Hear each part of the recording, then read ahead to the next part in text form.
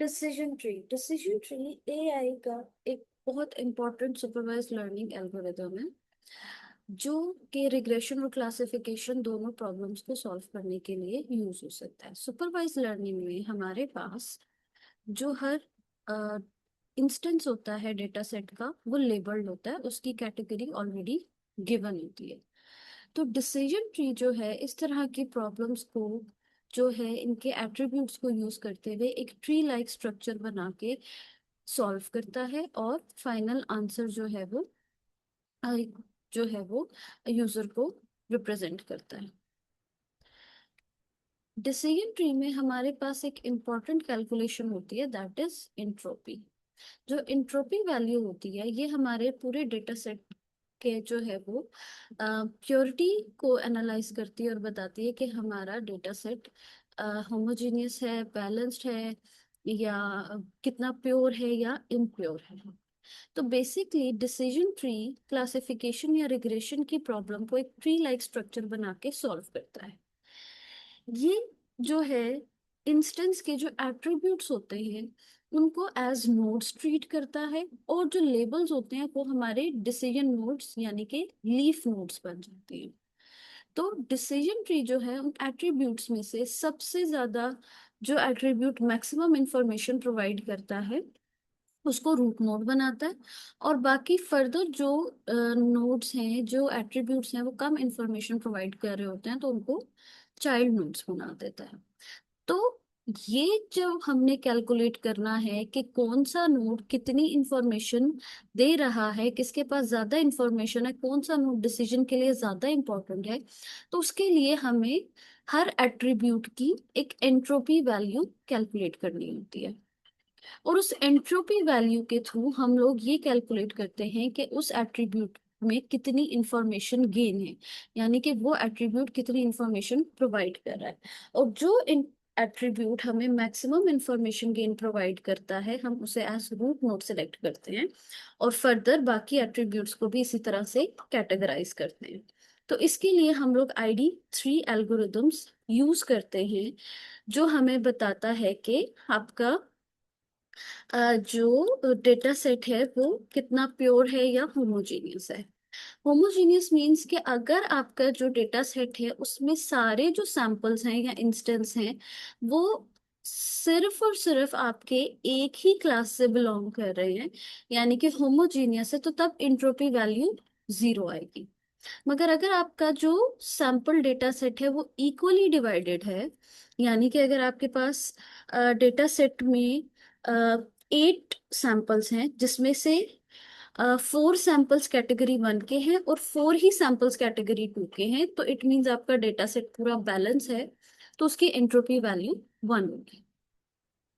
इसको हम एक डिसीजन ट्री की एग्जांपल से भी समझते हैं और उसे सॉल्व करते हैं। ये हमारे पास गिवन डेटा सेट है जिसमें हमारे पास 3 एट्रीब्यूट्स हैं, आउटलुक, ह्यूमिडिटी, विंड। और जो प्ले है ये हमारा लेबल है कि अगर वेदर जो है वो आउटलुक सनी होगा, ह्यूमिडिटी हाई होगी और विंड वीक होगी, then we can play outside. और अगर वेदर रेनी होगा, ह्यूमिडिटी नॉर्मल होगी, विंड वीक होगी, then we can play outside. और अगर वेदर सनी होगा, हाई होगा और विंड वीक होगी, then we can not play outside. तो इसका लेबल जो है वो नो है। एंट्रोपी का फॉर्मूला हमारे पास ये गिवन है। डिसीजन ट्री में सबसे पहले हमें इस पूरे डेटा सेट की एंट्रोपी सेलेक्ट करनी होती है। हमारे पास जो ये डेटा सेट है ये बाइनरी क्लासिफिकेशन का है, यानी कि इसमें 2 क्लासिफिकेशन है, यस एंड नो, और कोई लेबल हमें यहाँ पर नजर नहीं आ रहा। तो इसीलिए हम P ऑफ यस और P ऑफ नो कैलकुलेट करेंगे। अगर हमारे पास इसके अलावा कोई थर्ड कैटेगरी भी होती कि yes no and maybe, तो फिर हम P of maybe calculate करते हैं। जिस तरह यहाँ पर फॉर्मूला में हमारे पास गिवन है -P of log P yes, then -P of no and log P of no. इसी तरह अगर मे बी होता तो उसके साथ हम करते -P of may be log P of may be. अब इसको हम कैलकुलेट कैसे करते हैं।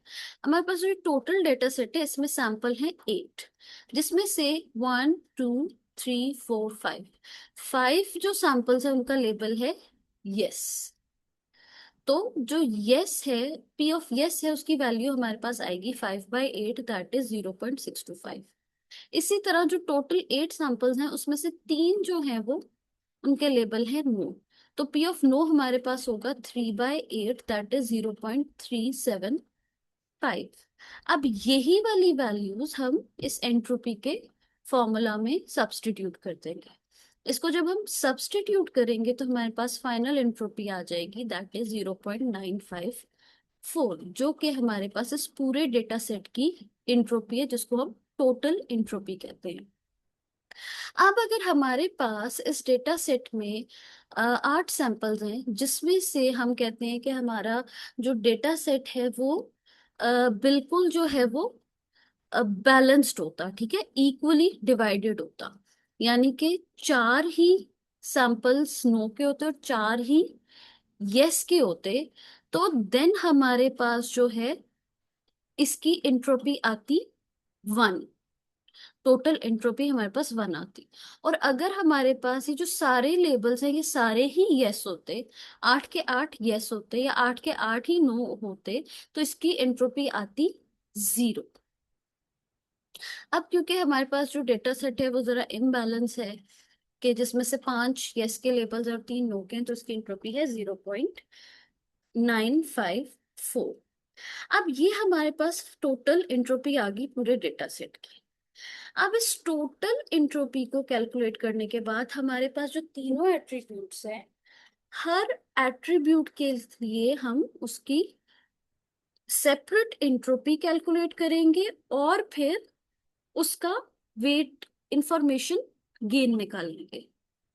अब सबसे पहला एट्रीब्यूट हमारे पास है आउटलुक।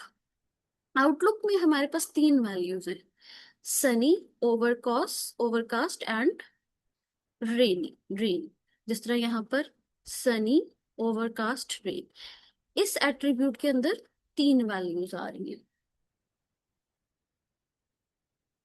तो इसी तरह हम लोग आउटलुक का जो एट्रीब्यूट सनी है उसके 3 सैंपल्स हैं, जो ओवरकास्ट है वो 2 सैंपल्स में आ रहा है, और जो रेन है वो 3 सैंपल्स में आ रहा है।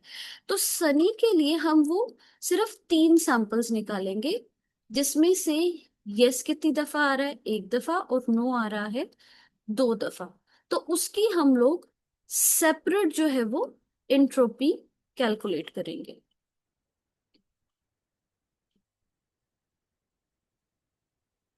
अगर हम इसको इस तरह से देखें कि हम यहाँ पर सनी हमारे पास आ रहा है 1 2 एंड 3 टाइम्स, जिस और इस आउटलुक के लिए हमने आउटलुक के एक वैल्यू के लिए हमने इन तीनों के लिए एक एंट्रोपी कैलकुलेट करनी है, जिसमें से नो आ रहा है आपके पास 2 टाइम्स और यस आ रहा है 1 टाइम।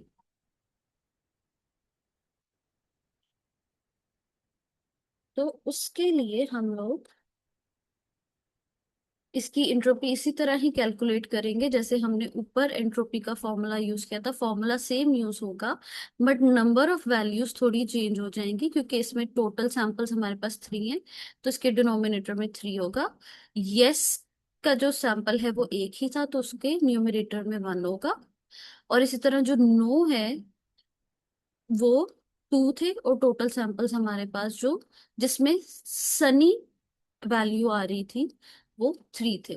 तो इस तरह से हमारे पास जो है वो इसकी इंट्रोपी आ जाएगी। आउटलुक वाले एट्रीब्यूट में जो वैल्यू सनी है उसके अगेंस्ट उसकी एंट्रोपी आ जाएगी। इसी तरह हम ओवरकास्ट का चेक करेंगे। ओवरकास्ट के हमारे पास जो है वो 2 सैंपल्स है। यहाँ पे अगर हम देखें 1 एंड 2, और दोनों का ही जो लेवल है वो यस है। तो हम लोग ऑलरेडी देख चुके हैं कि ओवरकास्ट में जब हमारे पास जो है वो डेटा बिल्कुल होमोजीनियस हो, यानी कि सारे सैंपल्स एक ही क्लास से बिलोंग कर रहे हो, तो हमारे पास एंट्रोपी 0 आ जाती है। और रेन जो है, रेन भी हमारे पास 1 2 एंड 3, ये 3 सैंपल्स में आ रही है, ठीक है। तो टोटल हमारे पास इसके सैंपल बन गए 3, जिसमें से 2 यस के हैं और 1 नो का है। तो सेम इसी तरह जिस तरह हमने सनी की ये इंट्रोपी कैलकुलेट किया, उसी तरह हम इसकी भी इंट्रोपी कैलकुलेट करेंगे और हमारे पास जो इंट्रोपी वैल्यू है वो 0.918 आ जाएगी। अब हमने क्या किया कि पहला एट्रीब्यूट सिलेक्ट किया, उस एट्रीब्यूट की वैल्यूज के हिसाब से उसकी एंट्रोपीज कैलकुलेट की। अब हम उसका वेटेड एंट्रोपी देखेंगे पूरे एट्रीब्यूट्स की कंबाइन करके। तो सबसे पहले हमारा जो आउटलुक की वैल्यू थी वो सनी थी, ठीक है, उसकी एंट्रोपी हमारे पास 0.918 आ गई थी, जिसको हमने यहाँ पे सब्सटीट्यूट कर दिया। और टोटल सैंपल्स हमारे पास 8 हैं, जिसमें से 3 जो सैंपल्स थे वो सनी के थे, तो वो यहाँ पर आ गए। प्लस टोटल सैंपल 8 है, जिसमें से 2 जो सैंपल्स थे उसमें आउटलुक की वैल्यू ओवरकास्ट थी, तो यहाँ पे 2 आ गया। और ओवरकास्ट की जो हमने सेपरेट एंट्रोपी कैलकुलेट की थी वो 0 थी, तो यहाँ पर ये आ गई। प्लस टोटल सैंपल्स हमारे पास 8 थे, ठीक है, आउटलुक के, जिसमें से 3 जो थे वो रेनी के थे, तो 3/8 आ गया। और रेन के साथ जब हमने एंट्रोपी कैलकुलेट की थी तो उसकी वैल्यू यहाँ पर है। तो इसको जब हम सॉल्व करेंगे तो हमारा फाइनल आंसर है 0.688। अब इस वैल्यू को हम जो टोटल एंट्रोपी हमने कैलकुलेट की थी स्टार्टिंग में उसमें से सब्सट्रैक्ट कर देंगे, ठीक है, तो हमारे पास आंसर आ जाएगा 0.266। अब ये जो 0.266 है ये हमें इंफॉर्मेशन गेन बता रहा है किस एट्रीब्यूट का, आउटलुक का, कि आउटलुक के पास इतना इंफॉर्मेशन गेन है। तो अभी तक हमने इसका जो पहला एट्रीब्यूट है इस पूरे डेटा सेट का, उसका इंफॉर्मेशन गेन कैलकुलेट किया है। अब इसी तरह हम लोग जो ह्यूमिडिटी है उसका वेट गेन भी कैलकुलेट करेंगे और विंड का वेट भी कैलकुलेट करेंगे। अब ह्यूमिडिटी में हमारे पास 2 ही वैल्यूज हैं, हाई एंड नॉर्मल। जो हाई है उसके 4 सैंपल्स हैं और नॉर्मल जो है उसके भी 4 सैंपल्स हैं। जो हाई है 1 2 3 4, हाई में, ठीक है, 2 लेबल्स नो है और 2 लेबल्स यस है, तो ये पूरा बैलेंस्ड डेटा सेट है। तो हमें पता है कि पूरा बैलेंस्ड है, तो हम सिर्फ इतना इसको कंसिडर कर रहे हैं, सिर्फ ये। तो पूरा, क्योंकि हमें पता है कि ये बैलेंस्ड है, 2 नो है और 2 यस है, तो इसकी एंट्रोपी हमारे पास क्या होगी, 1 आ जाएगी। और जो नॉर्मल है उसके भी हमारे पास 4 सैंपल्स हैं, जिसमें से 3 यस है और 1 नो है। तो इसकी भी सेम जिस तरह हमने आउटलुक में वैल्यू सब्स्टिट्यूट की है, इसकी एंट्रोपी निकाल लेंगे 0.811, ठीक है। इसके टोटल सैंपल 4 हैं, जिसमें से यस के 3 है और नो का 1 है। और वेटेड एंट्रोपी हमारी जो ह्यूमिडिटी की आएगी वो आएगी 0.905। टोटल सैंपल्स 8 थे, जिसमें से 4 हाई के थे और इसकी एंट्रोपी 1 थी। प्लस टोटल सैंपल्स, और न्यूमरेटर में हमारे पास जो नॉर्मल के 4 सैंपल्स थे वो, और इसकी एंट्रोपी, ये हमारे पास आ गया weighted entropy of attribute humidity. अब इसका इंफॉर्मेशन गेन निकालने के लिए हम जो टोटल एंट्रोपी थी उसमें से ह्यूमिडिटी की टोटल एंट्रोपी को माइनस करेंगे और हमारे पास इसका इंफॉर्मेशन गेन आ जाएगा, दैट इज 0.049। सिमिलरली हम थर्ड एट्रीब्यूट जो हमारे पास विंड है उसकी भी एंट्रोपी कैलकुलेट करेंगे। विंड में भी हमारे पास 2 वैल्यूज हैं, वीक और स्ट्रॉन्ग, जिसमें से जो वीक है उसके 5 सैंपल्स हैं, 4 यस के हैं, 1 नो का है। और जो स्ट्रॉन्ग है उसके 3 सैंपल्स हैं, जिसमें से 1 यस है और 2 जो है हमारे पास नो के हैं। तो इसी तरह इनकी एंट्रोपी वैल्यूज निकलेंगी और सेम उसी तरह से उसका हमने वेटेड एंट्रोपी निकाल लेंगे। टोटल 8 सैंपल्स हैं, जिसमें से 5 जो है वो उनकी वैल्यू है वीक और 3 की वैल्यू जो है वो स्ट्रॉन्ग है। जब हमारे पास इसकी टोटल वेटेड एंट्रोपी आ जाएगी तो उसको भी हम सिमिलरली टोटल एंट्रोपी से माइनस करेंगे और हमारे पास 0.159 जो है ये इंफॉर्मेशन गेन आ जाएगा विंड का।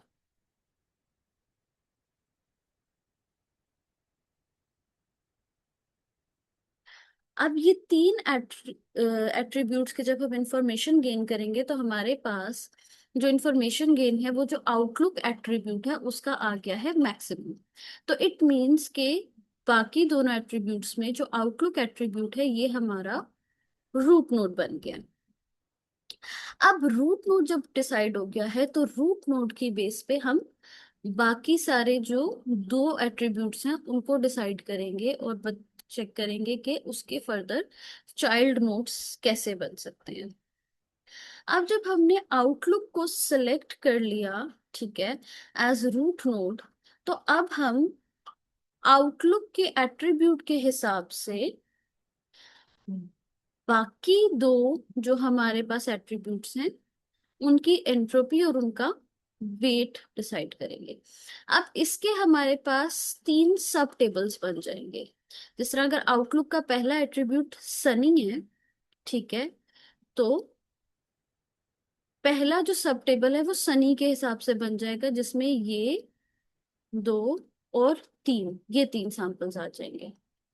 फिर जो दूसरा एट्रीब्यूट है वो उसका ओवरकास्ट है, तो दूसरा सब टेबल जो है वो ओवरकास्ट के हिसाब से आ जाएगा जिसमें ये दो सैंपल्स आ जाएंगे। और तीसरा एट्रीब्यूट उसका रेन है तो उसका थर्ड सब टेबल बन जाएगा जिसमें ये तीन रेन वाले एट्रीब्यूट्स हमारे पास आ जाएंगे।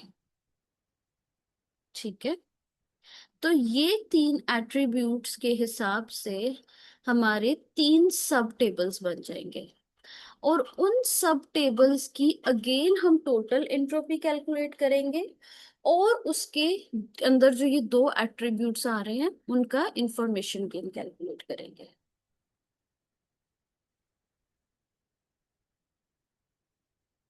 अब पहला जो सब टेबल है वो सनी के हिसाब से बना और हमारे पास ये तीन एट्रीब्यूट्स आ गए। अब इस पूरे टेबल की हम टोटल एंट्रोपी कैलकुलेट करेंगे। टोटल सैंपल्स थ्री हैं, यस वाला एक है, नो वाले दो हैं, तो हमारे पास इसकी टोटल एंट्रोपी आ गई। अब हमने इस सब टेबल को एज कंप्लीट टेबल ही कंसिडर करना है। जो कैलकुलेशंस हमने मेन टेबल पे लगाई थी वही उस टेबल पे लगानी है। तो ये जो टेबल है हमारे पास इसकी हमने टोटल एंट्रोपी कैलकुलेट की। अब इसमें जो एट्रीब्यूट्स हैं वो है दो, ह्यूमिडिटी, विंड। अब हम ह्यूमिडिटी का इंफॉर्मेशन कैलकुलेट करेंगे और उसी तरह विंड का इंफॉर्मेशन कैलकुलेट करेंगे। ठीक है, अब ह्यूमिडिटी को जब हमने सेलेक्ट किया, ठीक है, तो ह्यूमिडिटी हमने चेक कर लिया कि ह्यूमिडिटी में जो हाई है, एक सैंपल उसका हाई है और एक सैंपल उसका नॉर्मल है, दो ही वैल्यूज आ रही है। जो हाई है उसकी दोनों लेबल्स जो है वो नो है, इट मीन्स ये होमोजीनियस है तो इसकी एंट्रोपी जीरो आ जाएगी। और जो नॉर्मल है वो एक सैंपल है और वो एक ही यस है तो उसकी एंट्रोपी भी जीरो आ जाएगी। तो इट मीन्स जो ह्यूमिडिटी है उसकी वेटेड एंट्रोपी जीरो है और वेटेड एंट्रोपी को जो हमने अब वाला ये जो सनी वाले टेबल के हिसाब से टोटल एंट्रोपी कैलकुलेट की थी उसमें से माइनस करना है और उसमें से हमारे पास इसका ये इंफॉर्मेशन गेन आ जाएगा 0.918।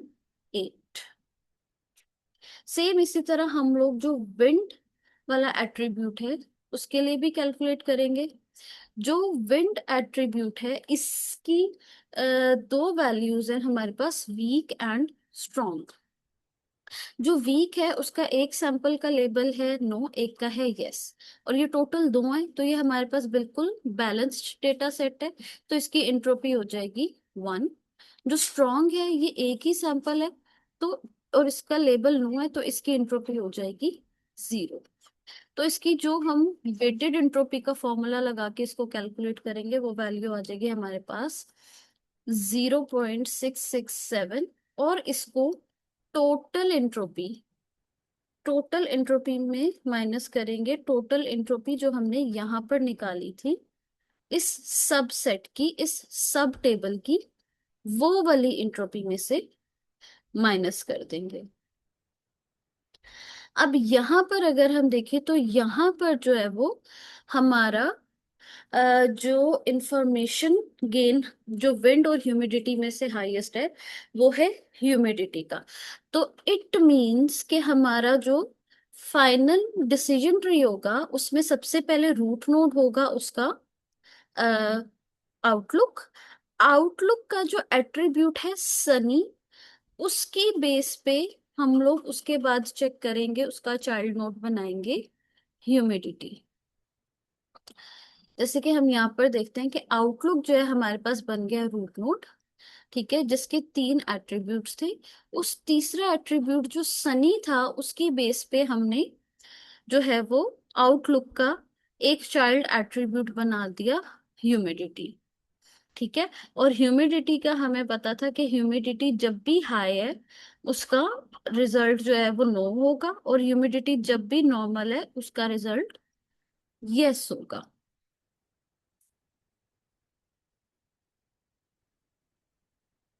जिस तरह यहाँ पे ह्यूमिडिटी जब भी हाई है आंसर नो आ रहा है, और नॉर्मल है तो आंसर यस आ रहा है। अब हमने पहले सब टेबल के हिसाब से जो है उसका चाइल्ड बना लिया ह्यूमिडिटी। अब दूसरा सब टेबल जो हमने रेन की बेस पे बनाया है कि उसमें भी 3 सैंपल्स हैं, और जो 3 सैंपल्स हैं उसमें भी हम ह्यूमिडिटी और विंड को की इंट्रोपी कैलकुलेट करेंगे, उनका इंफॉर्मेशन गेन कैलकुलेट करेंगे और उसकी फाइनल वैल्यू निकालेंगे। अब इस सब टेबल की भी टोटल एंट्रोपी हमारे पास आ गई 0.918, ठीक है। अब क्योंकि हमने ह्यूमिडिटी को जो है वो सेलेक्ट कर लिया हुआ था ऑलरेडी, तो अब हम विंड की बेस पे जो है वो अ, जो है वो आउटलुक में जो रेन एट्रीब्यूट है उसको स्प्लिट करेंगे on the basis of wind. अब विंड में हमारे पास दो वैल्यूज हैं, वीक एंड स्ट्रॉन्ग। जो वीक है उसके दोनों जो टारगेट्स हैं, जो दोनों लेबल्स हैं वो हैं यस, तो इसकी एंट्रोपी 0 होगी। और इसी तरह जो स्ट्रॉन्ग है उसका एक ही सैंपल है और उसकी वैल्यू है नो, तो उसकी एंट्रोपी भी 0 होगी। तो इसकी टोटल वेटेड एंट्रोपी यहाँ पर हमारे पास क्या बन जाएगी, 0 बन जाएगी, ठीक है। और हमारे पास इसका इंफॉर्मेशन गेन आ जाएगा इस टोटल एंट्रोपी में से माइनस करके 0.918। तो इसीलिए हम जो है वो विंड को एज स्ट्रॉन्ग एट्रीब्यूट सेलेक्ट कर लेंगे, और हमारे पास जो आउटलुक की वैल्यू रेन है उसकी बेस पे उसका दूसरा चाइल्ड जो है वो हम विंड सेलेक्ट कर लेंगे। तो हमारे पास ट्री कुछ इस तरह से बन जाएगा। आउटलुक हमने सेलेक्ट कर लिया रूट, जिसमें जो सनी एट्रीब्यूट था उसकी बेस पे जब हमने इंफॉर्मेशन गेन कलेक्ट किया तो हमारे पास maximum attribute well information gain था ह्यूमिडिटी। मगर जब हमने रेन एट्रीब्यूट की बेस पे इंफॉर्मेशन गेन कैलकुलेट किया तो उसमें जो था वो मैक्सिमम वेट गेन था विंड का। और विंड के टेबल में हमें क्लियरली नजर आ रहा था कि अगर विंड वीक होगी तो लेबल यस ही आएगा, और अगर विंड स्ट्रांग होगी तो लेबल नो आएगा। अब उसका तीसरा एट्रीब्यूट है ओवरकास्ट। इसकी बेस पे हम सिलेक्ट करते हैं कि हमने किस एट्रीब्यूट का चेक करना है। जो ओवरकास्ट है इसमें हमारे पास जो है दो सैंपल्स आ रहे हैं, दो सैंपल्स आ रहे हैं, और दोनों की ही जो वैल्यूज है वो यस है। यानी कि ये होमोजीनियस क्लास है कि ओवरकास्ट की बेस पे जो भी हम सेलेक्ट करेंगे या जब भी हमारे पास आउटलुक ओवरकास्ट होगा तो हमारे पास आंसर यस ही आएगा। तो क्योंकि ये दोनों सैंपल्स का लेबल सेम है, जीरो है, तो इस सेम है, तो इसलिए इसकी एंट्रोपी भी जीरो आएगी। ये बिल्कुल हमारे पास प्योर नोड है, तो इसीलिए इसका कोई फर्दर चाइल्ड नोड नहीं बनेगा, और इसका जो आंसर है वो यस ही रहेगा।